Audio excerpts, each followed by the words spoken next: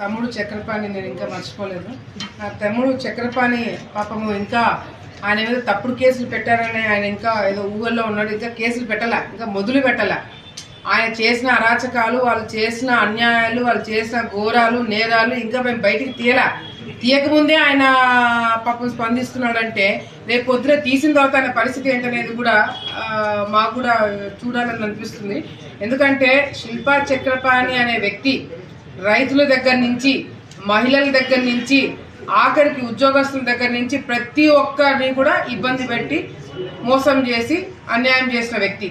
ఈరోజు తెలుగుదేశం పార్టీ అధికారంలోకి వచ్చిన తర్వాత చంద్రబాబు నాయుడు గారు తప్పుడు కేసులు పెట్టండి, లేదంటే వైసీపీ నాయకుల్ని టార్గెట్ చేయండి, ఒకవేళ ఆయన కానీ ఆ ఆలోచన ఉండి చిన్న కనుసైగ చేసినా కూడా ఇప్పటికే వైసీపీ నాయకులు ఈ రాష్ట్రం వదిలేసి వెళ్ళిపోయేవాళ్ళు.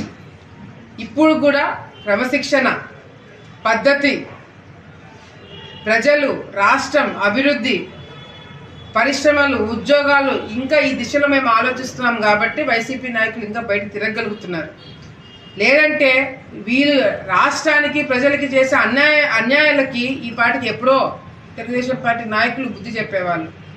ఇంకా మేము మంచితనంతో ఉన్నాం కాబట్టి వాళ్ళు చేసిన నేరాలన్నీ కూడా పక్కన పెట్టి ఇప్పుడు వాట్ నెక్స్ట్, మనం ప్రజలకు ఏం చేయాలని చెప్పి మేము ముందుగా వెళ్తున్నాం కాబట్టి ఇంకా వీళ్ళు బయట తిరగలుగుతున్నారు.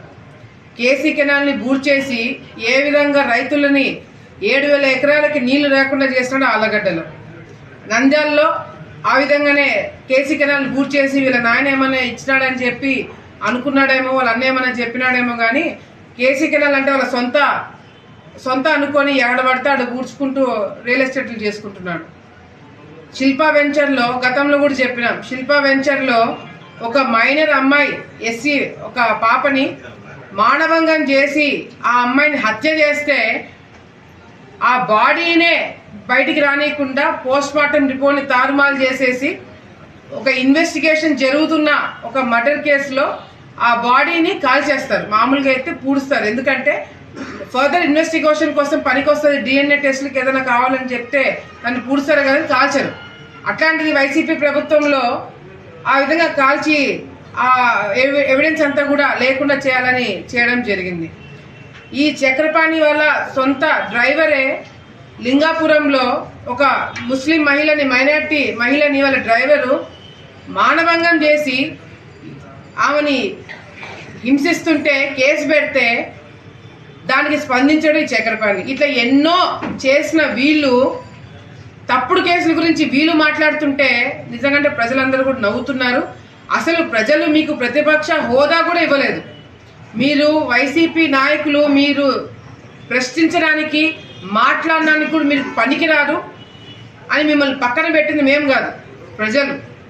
సో మీరు బయటకు వచ్చి ఏం మాట్లాడినా, ఏం మొత్తుకున్నా, ఏం చేసినా కూడా ఈరోజు కూడా చక్రపాణి గారు, నా తమ్ముడు చక్రపాణి వైసీపీలో ఉంటూనే తెలుగుదేశం పార్టీ వాళ్ళతో మాట్లాడతాడు, తెలుగుదేశం పార్టీ వాళ్ళతో మంత్రాలు చేస్తాడు, తెలుగుదేశం పార్టీ వాళ్ళ దగ్గర నుంచి ప్రొటెక్షన్ తీసుకుంటాడు, జనసేనకి పోవడానికి ప్రయత్నాలు చేస్తాడు లోపల. వీళ్ళు వైసీపీ నాయకుల గురించి, వైసీపీ పార్టీ గురించి ఈయనకి ఎంత ఉందనేది కూడా మా అందరికి కూడా తెలుస్తుంది. సో వీళ్ళు అధికారం లేకపోతే వీళ్ళు ఉండలేరు అన్నదమ్ముళ్ళు.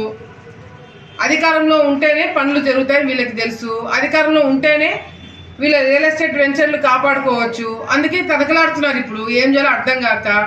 తెలుగుదేశం పార్టీలో అటు లోకేష్ అన్న గారు కావచ్చు, మేము కావచ్చు, మిగతా నాయకులు కూడా అడ్డుకుంటున్నారు. ఇంకా మిగిలిపోయింది జనసేన, ఆడ కూడా ప్రయత్నాలు చేస్తున్నాడు. కాదని చెప్పమనండి నా తమ్ముడు చక్రపాణిని. సో వైసీపీ నాయకులు తమ్ముడు చక్రపాణి కూడా ఈరోజు మాట్లాడేది అవాస్తవాలు. ఆయనని ఎవరు టార్గెట్ చేయలేదు.